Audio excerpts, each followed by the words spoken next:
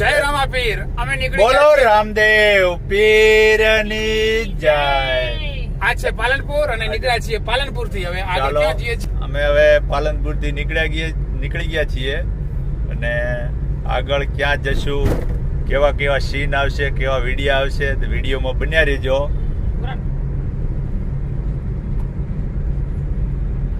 રાત્રે 3 વાગે પાલનપુર આવી ગયા હતા.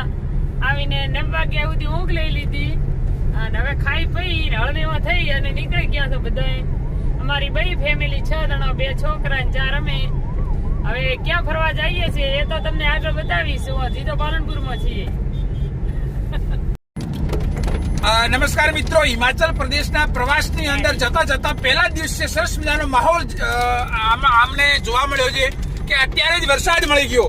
ચલો, આ રાજસ્થાનમાં હજી તો બિકાનેર સુધી જ અમે પહોંચ્યા છીએ અને બિકાનેરની આજુબાજુમાં જે ધુમ્મસ ભર્યું વાતાવરણ અને વરસાદ છે એનાથી આખું વાતાવરણ એટલું સરસ મજાનું લાગે છે કે ખરેખર ખૂબ મજા આવી જાય. ધોનીબેન, તમારે શું કેવું છે આના વિશે?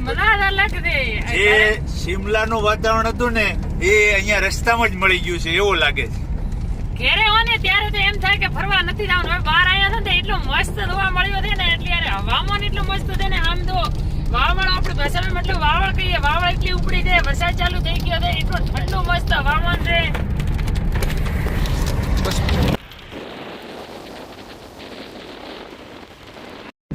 સરસ મજાના રાજસ્થાનની અંદર જુઓ, આ જે આપણે વાવળ કહીએ કે વંટોળ આવ્યું છે અને વાતાવરણ આખું બિલકુલ ચેન્જ થઈ ગયું છે. ચારે બાજુથી પવન દેખાઈ રહ્યો છે. હજી તો જયપુર અહીંથી લગભગ 350 કિલોમીટર જેટલું દૂર છે, પણ એટલું સરસ મજાનું વાતાવરણ છે. ક્યાંક ક્યાંક થોડો વરસાદ પણ આવે છે.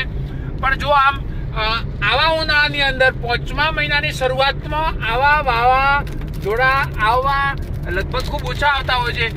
પવનની તીવ્રતા જો આપણે માપીએ તો લગભગ 70 થી 80 કિલોમીટરની સ્પીડથી પવન ફૂંકાતો હશે અને ધીમા છાંટે પવનની સાથે વરસાદ પણ આવી રહ્યો છે.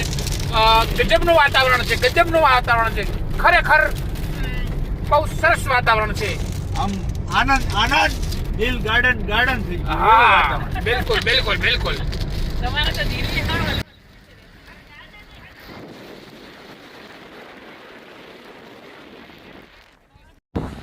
આ જુઓ, કેરીઓ ખાવા અહીં આવીને ઉભા રહી ગયા છીએ અમે. કેરી ખાવાની મજા અને માસ્ટર તો આમ ખાય છે જાણે કોઈ કેરી ન જોઈ ને. આમ જોવો તમે, જો ચાલુ કરો. આમાં જો સરસ મજાનો પવન આવે છે એટલે એક તો પવનનો માહોલ છે અને બીજું કે પૂજાબેનની કેરીઓ છે. એટલે ફોર્મ તો આપવાની હતી પૂજાબેનને, પણ આવી ગઈ છે અમારા ભાઈ. એટલે અમે તો રસ્તો થોડો ઓછો દેખાય છે, પણ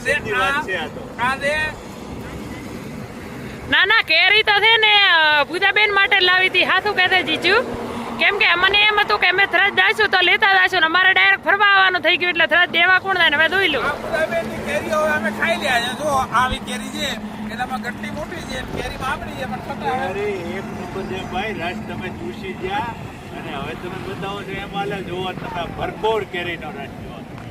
એક નંબર તલાળા ગીરની કેરી.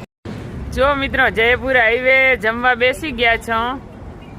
જમવાનું શું છે હું તમને બતાવી દઉં. જો કઢી, દાળ, દેશી બધું ખાવાનું, ચટણી, મજા આવે એવું છે. ચૂલાની રોટી છે અને ચટણી, દહીંનું રાયતું અને દેશી બધું જમવાનું. આ સાઈડ રતનસિંહ ને તો ચેમ જાય છે, કારણ કે જમવા માટે શું છે, દેશી જોઈએ. આપણે દેશી હોટલનો જ આગ્રહ રાખીએ છીએ.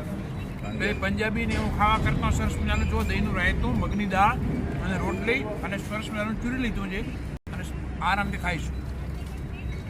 દેશી ખાવાનું એવી રીતે ઘરે ખાવા બેસીએ ને એવી રીતે છે. તો લસણની પણ ચટણી છે, કાંદા, મરચું, છાસરી આવવાની છે, કઢી, દાળ, બધું એમ મસ્ત ખાવાનું છે. એમ છે, બાકી મજા આવે એમ કા.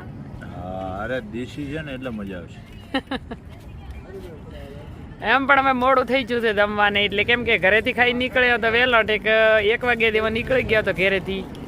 અને અત્યારે તો ઘણો બધો કેટલો ટાઈમ થઈ ગયો છે, અત્યારે મોડું થઈ ગયું છે તો ભૂખ પણ એવી લાગી છે. હેલો મિત્રો, જય રામાપીર. જો હોટલમાં રોકાઈ ગયા હતા રાતે, હવે ચા પાણી કરવા નીચે આવી ગયા છીએ અને ભૂખડ બધા ખાવા હાટું કરીને બેસી ગયા છે. જો હું બતાવી દઉં. જોઈ લો નાસ્તાનો ઓર્ડર આપી દીધો છે એટલે આવે છે ચા નાસ્તો. એટલે મારે હાડું વાટે છે કે કઈ નાસ્તો આવે. એ ચા તો પીતા નથી.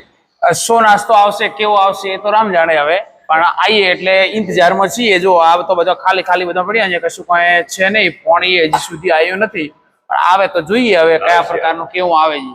આવશે આશા રાખો.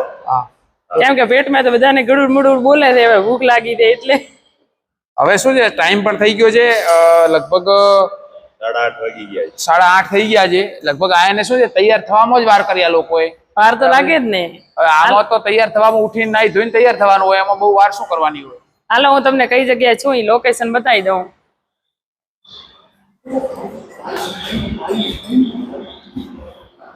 જો રસ્તાની સાઈડ માં અમે છીએ. હોટલ બહુ સારી હતી, રોકાવાની બહુ મજા આવી છે અહીં.